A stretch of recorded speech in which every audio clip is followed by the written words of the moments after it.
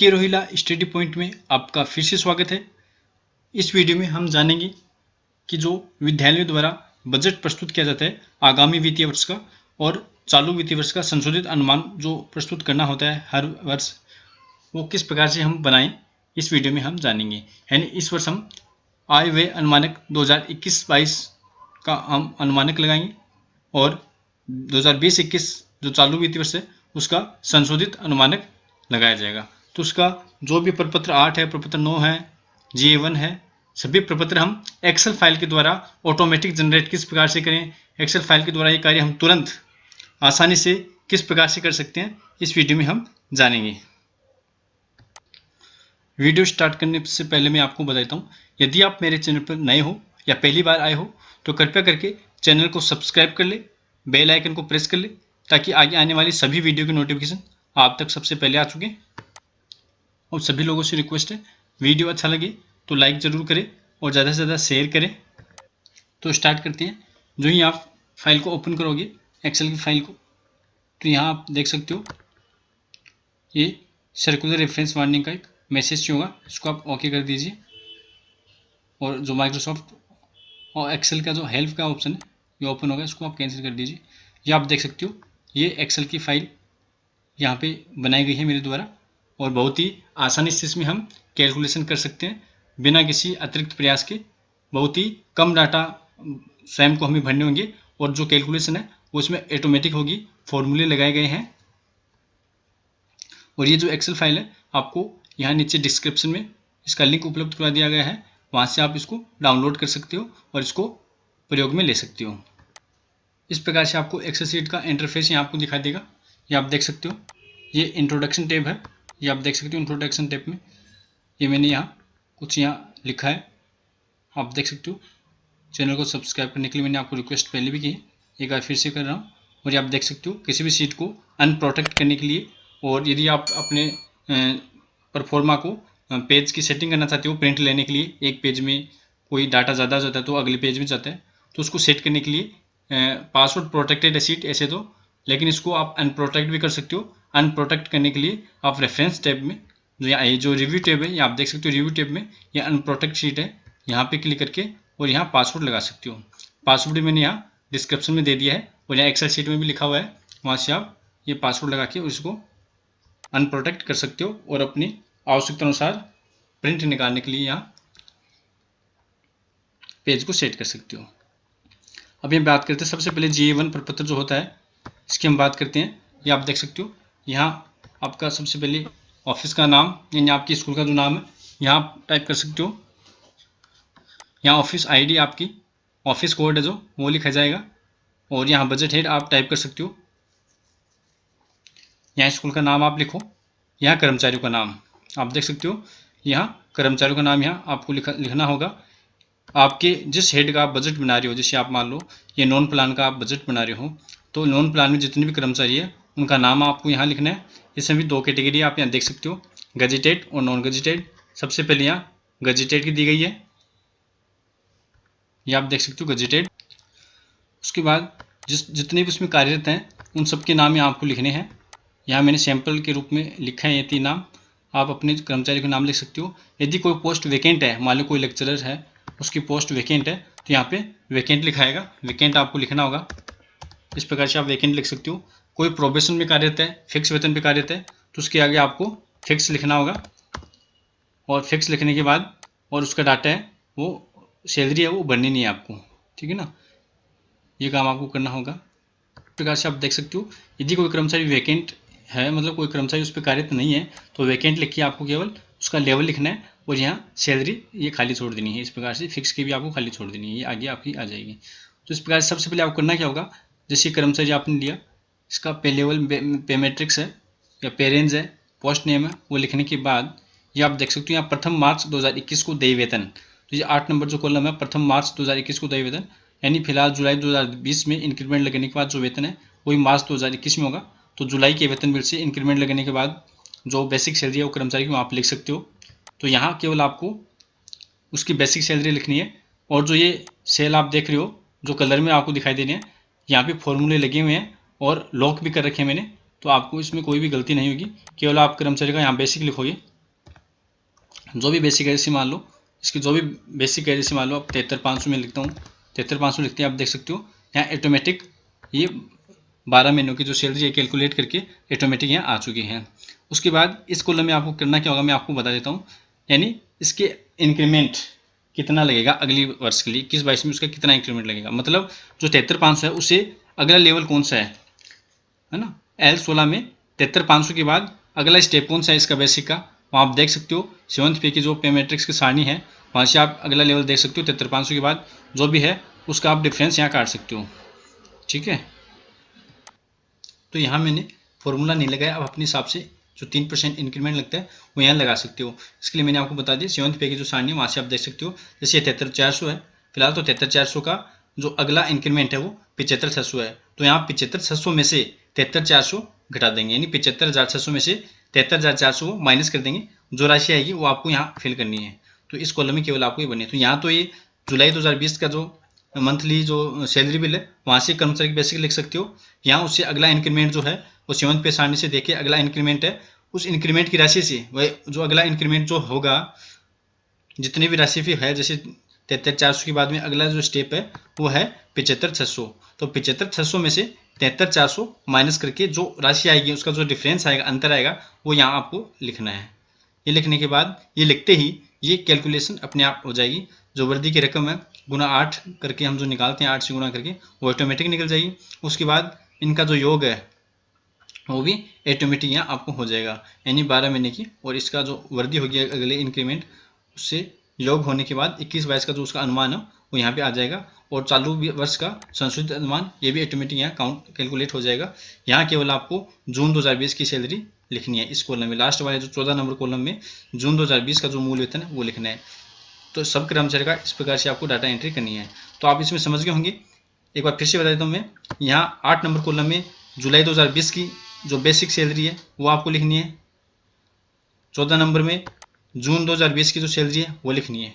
दो बात आपको कंप्लीट हो गई, यानी 8 नंबर कॉलम में जुलाई की बेसिक और 14 नंबर कॉलम में जून की बेसिक, ठीक है। और यहाँ पे डिफरेंस लिखना है, डिफरेंस जून जुलाई का नहीं लिखना, 73,400 की, यानी यहाँ पे जो सैलरी है यहाँ पे जो बेसिक है इससे अगला जो इंक्रीमेंट है उसका और इसका जो डिफरेंस है वो यहाँ पे आपको लिखना है माइनस करके। तो ये 3 कॉलम्स की पूर्ति आपको कर लेनी है।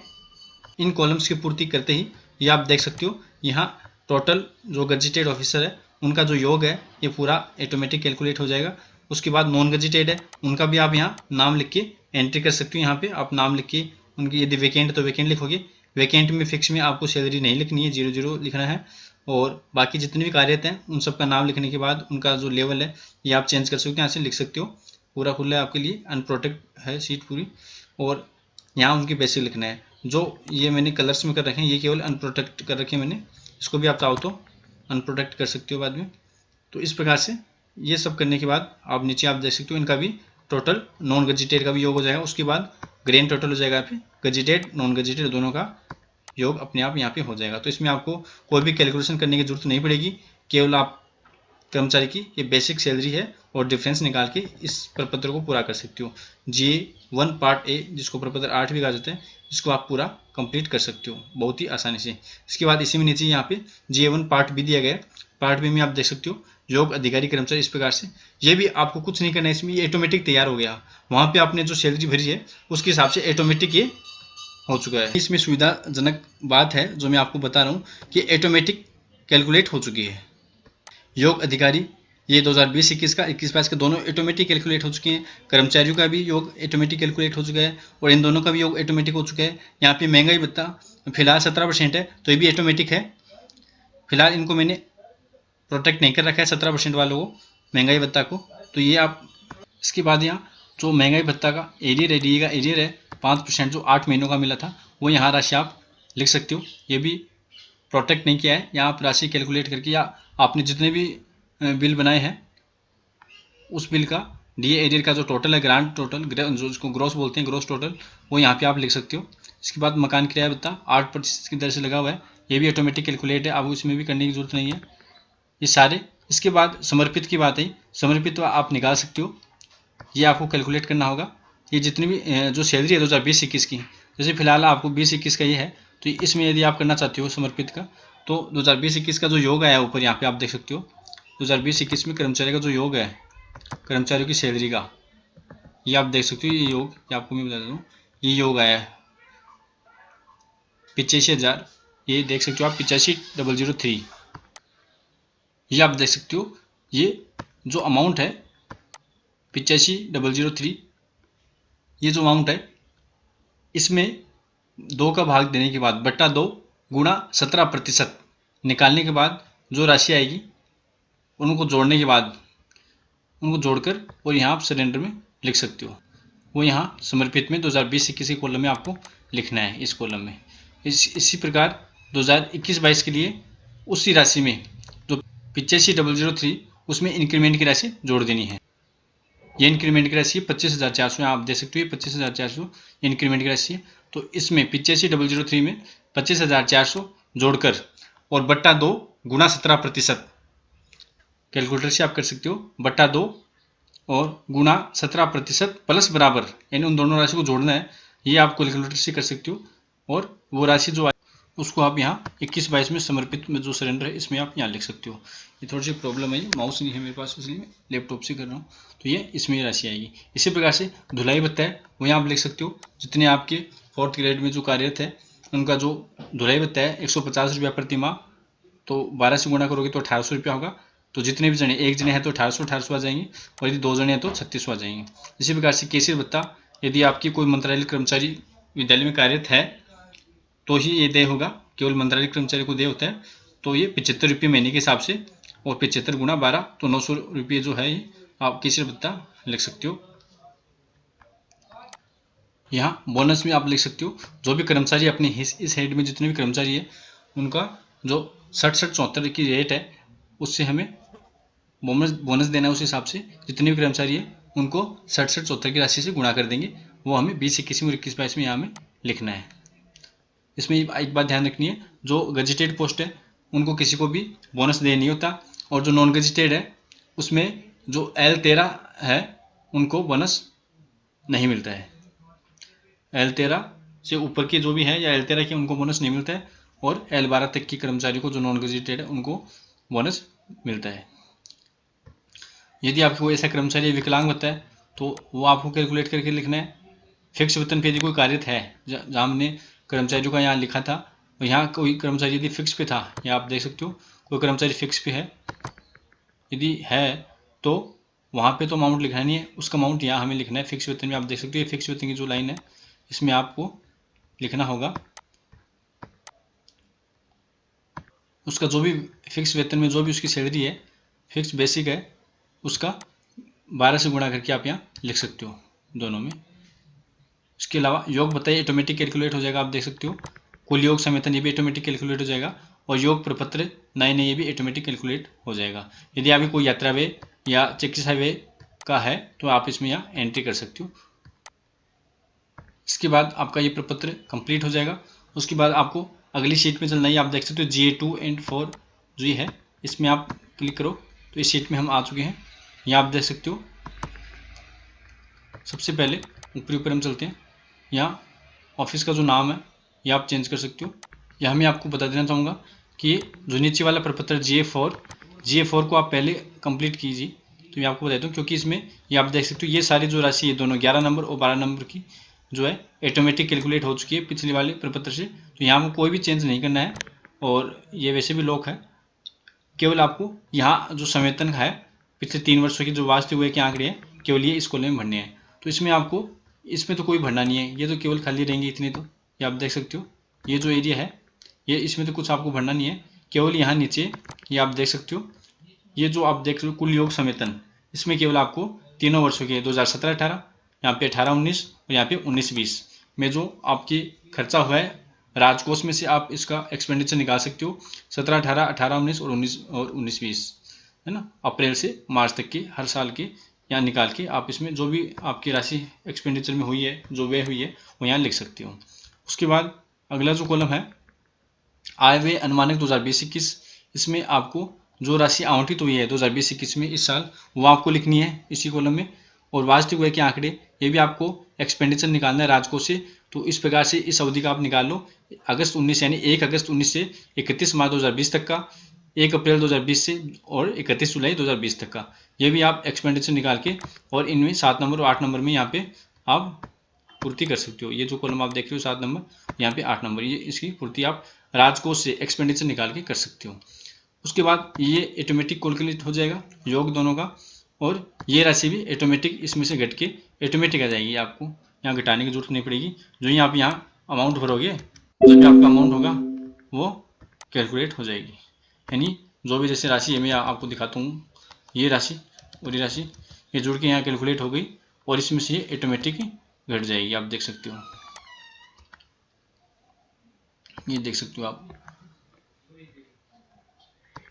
तो ये ऑटो कैलकुलेट हो जाएंगे। इसी प्रकार से यात्रा व्यय भी यदि इसी अवधि के 17, 18, 18, 19, 19, 20 के हैं, चिकित्सा व्यय है, तो आप लिख सकते हो और यहाँ योग ऑटोमेटिक यहाँ कैलकुलेट हो जाएगा। तो ये भरने के बाद लास्ट में ये देख सकते हो आप, अंतिम योग प्रपत्र 91 GA4 का जो योग है, ये महायोग यहाँ पे ऑटोमेटिक कैलकुलेट हो गया, आपके सामने आ जाएगा। उसके बाद मैं आपको बोल रहा हूँ कि ऊपर वाला जो प्रपत्र है उसके बाद भरना, क्योंकि इसमें जो नीचे जो इसका ग्रैंड टोटल आएगा GA4 का, वो ऑटोमेटिकली यहाँ आ जाएगा, ऑटोमेटिकली नीचे से ऑटोमेटिक यहाँ आ जाएगा, आपको कुछ नहीं करना, फॉर्मूले लगे हुए हैं, ऑटोमेटिक आ जाएगा। उसके बाद इस वाले प्रपत्र में आपको करना क्या है, इसमें आपको इन तीनों वर्षों में जो सर्विस पोस्टेज वास्तविक व्यय हुए हैं, कार्यालय व्यय है जो आपकी बजट में आए हैं, उसमें आपने जो खर्च किया है एक्सपेंडिचर में, आपकी यहाँ राशि दिखेगी, वहाँ से आपको भर लेना है। स्टेशनरी पे कितने खर्च हुए 17, 18 में, 18, 19, 19, 20 में, ये जो भी मद दी गई है उन मुद्दे में जो भी राशि है संबंधित में आप फिल कर सकते हो। इसमें आपके रिकॉर्ड के अनुसार आप इसमें भर सकते हो। आय व्यय अनुमानक में जो भी इस साल आए हुए हैं राशि, वो आप दिखाना होगा आपको, और वास्तविक व्यय कितनी हुई है 19-20 की अवधि में, अगस्त 19 से मार्च 20 तक, और अप्रैल 20 से जुलाई 20 तक जो भी व्यय की है वो, और अगस्त 20 से मार्च 21 तक की है, ये आपको यहाँ दिखानी है। ठीक है, ये राशि भी आप यहाँ से लिख सकते हो कि आपकी 20-21 में जो आई है उसमें से अप्रैल 20 से जुलाई 20 में यदि वो खर्च हुआ है वो घटा के यहाँ पे ये राशि आपको अगस्त से प्राप्त हो जाएगी। फिलहाल तो हमारे यहाँ कोई खर्चा नहीं था, इसलिए ये 3000 की 3000 यहाँ पे आ चुकी है। तो ये आपको फिल करना होगा, यहाँ मैंने फॉर्मूला नहीं लगाया, तो आपके जितने भी खर्च है उस हिसाब से आप यहाँ इसको भर सकते हो, और जो संशोधित अनुमान है उसमें आप ज़्यादा भी भर सकते हो कि आगामी वर्ष के लिए आपको कितना चाहिए। इस प्रकार से ये प्रपत्र भी पूरा तैयार हो जाता है। फिर अगली शीट पे आते हैं एक्सपेंडिचर में। एक्सपेंडिचर में आप देख सकते हो हर शीट पे में देख सकते हो, आप अपना ऑफिस का नाम में आप लिख सकते हो, बजट हेड है वो आप चेंज कर सकते हो, ऑफिस की आईडी है जो वो कोड आप लिख सकते हो। ये आप देख सकते हो यहाँ अगस्त 19 से मार्च 20 तक का एक्सपेंडिचर क्या रहा है, यहाँ से आपको भरने की जरूरत नहीं है, ये भी ऑटोमेटिक आ जाएगा। वहाँ पिछली वाली शीट में हमने भरा था तो वही ऑटोमेटिक यहाँ आ जाएगा। ये आप देख सकते हो अगस्त 19 से मार्च 20 तक का, वहाँ भरते ही ऑटोमेटिक यहाँ आ जाएगा। इसके अलावा आप यात्रा व्यय चिकित्सा व्यय है, इसमें मैंने फॉर्मूला नहीं लगाया है, इसमें आपको भरना होगा, और इसके बाद कुल योग ऑटोमेटिक हो जाएगा, यहाँ आप देख सकते हो। इसी प्रकार से इन सभी में एक्सपेंडिचर में यहाँ जो प्रथम सेल है, ये बी नंबर का जो सेल है, इसमें तो ऑटोमेटिक आ रहा है सारा डाटा, और यहाँ मैंने फॉर्मूला नहीं लगाया। तो यात्रा व्यय चिकित्सा व्यय कार्यालय व्यय यदि किसी की हो तो फिल कर सकते हैं, उसके बाद ये यहाँ पे टोटल ऑटोमेटिक आ जाएगा। फिर अगली शीट पे चलते हैं, पीएल रिटायरमेंट, मतलब कोई कर्मचारी यदि सेवानिवृत्त हो रहा है इस अवधि में 2020-21 में या आगामी में 21-22 में, तो उसका विवरण हमें यहाँ देना होता है। तो उस कर्मचारी का नाम यहाँ लिखना है, उसका पद यहाँ लिखना है, उसकी जन्म तिथि, उसकी सेवानिवृत्ति तिथि, और सेवानिवृत्ति तिथि को अंतिम तिथि को जो वेतन होगा, यानी जब वो सेवानिवृत्त हो रहा है उस समय उसका वेतन क्या होगा वो हमें कैलकुलेट करना है। जैसे मान लो अभी जो बेसिक सैलरी है जुलाई में इंक्रीमेंट लगने के बाद वो है, तो आगामी जून तक जो भी रिटायरमेंट होगा, जून 2021 तक जो भी रिटायर होगी उनकी तो बेसिक सैलरी वही रहेगी। और यदि अगली यानी मार्च जो जुलाई 2021 में जो रिटायरमेंट होगा, जुलाई 2021 के बाद या जो होगा उसकी जो है जो बेसिक सैलरी वो एक इंक्रीमेंट आगे बढ़ जाएगी। तो उस हिसाब से अंतिम वेतन आपको यहाँ कैलकुलेट करके लिखना है। उसका जो महंगाई भत्ता है फिलहाल तो 17% ही है, उस हिसाब से ऑटोमेटिक कैलकुलेट हो जाएगा, कुल योग भी ऑटोमेटिक हो जाएगा। और ये शेष जो उपाधि अवकाश अधिकतम 300 होते हैं, तो 300 के हिसाब से मैंने यहाँ लिखे हैं। यदि किसी कर्मचारी की 285 है, 215 है, जितनी भी है, तो यहाँ टाइप करके आप लिख सकते हो, और उसकी जो गणना है यहाँ ऑटोमेटिक हो जाएगी, आपको गणना करने की जरूरत नहीं है। यहाँ पे ये जो चारों शेल है यहाँ पे ऑटोमेटिक गणना इसकी हो जाएगी। ठीक है, तो यहाँ आपको करने की जरूरत नहीं पड़ेगी। फिर अगली शीट पे चलते हैं, तो यहाँ स्वीकृत पोस्ट है। तो स्वीकृत पोस्ट में आप देख सकते हो ये प्रपत्र आपको भरना है कि आपके इस हेड में जो जिस हेड का हम बना रहे हैं उसमें कितनी स्वीकृत है पोस्ट, प्रधानाचार्य, प्रधानाध्यापक, व्याख्याता, सभी पोस्ट यहाँ पे दी गई है। और नियमित कार्यरत कितने हैं, जीपीएफ वाले मतलब 1 जून 2004 से पूर्व वाले और 2004 के बाद वाले यानी एनपीएस वाले, तो उनका अलग अलग आपको यहाँ देना होगा। और रिक्त पदों की संख्या भी आपको लिखनी होगी। तो ये सिंपल है, ये फॉर्मेट आप यहाँ भर सकते हो। आईएफएस से भी बजट का पदों का विवरण निकाल के वहाँ से आप ये भर सकते हो। वर्दी में आपके जो भी चतुर्थ श्रेणी कर्मचारी है, कोई प्रयोगशाला सेवक है, कोई जमादार है, तो उसमें कितनी पद स्वीकृत है और कितनी कार्यरत है पुरुष महिला, उस हिसाब से आपको यहाँ कैलकुलेट करके और यहाँ उनकी राशि भरनी है। फिर नेक्स्ट करते हैं पे डिमांड। सबसे महत्वपूर्ण है ये फॉर्मेट संवेतन की गणना। तो इसमें आपको ऑफिस आईडी, विद्यालय का नाम ये लिखने के बाद वित्तीय वर्ष 2020-21 में जो आवंटित राशि हुई है, आईएफएस से आप जो निकालते हो बजट जितना आया हुआ है, वो राशि यहाँ 20-21 में चालू वित्तीय वर्ष में जो राशि आवंटित हुई है वो आपको यहाँ लिखनी है इस कॉलम में। और उसके बाद जुलाई 2020 तक का जो वास्तविक हुआ है वो यहाँ पे ऑटोमेटिक कैलकुलेट हो जाएगा। ये जो मैंने कलर में कर रखे हैं सेल, ये ऑटोमेटिक कैलकुलेट होके आएंगे, आपको इसमें चेंज करने की जरूरत नहीं है और ये ऑटोमेटिक कैलकुलेट हो जाएगी। केवल आपको आवंटित राशि लिखनी है बजट में इस वित्तीय वर्ष में और ये ऑटोमेटिक कैलकुलेट हो जाएगी सारे। तो बहुत ही बढ़िया ये एक्सेल शीट है।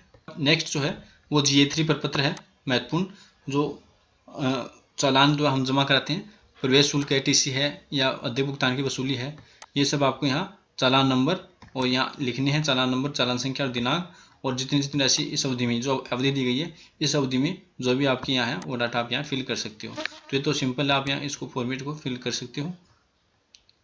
उसके बाद GA32 जिसमें भी आपको वास्तविक जो आय के आंकड़े हैं आपको सत्र के अनुसार वो यहाँ फिल कर सकते हो, ये तो आपको फिल करना ही होगा।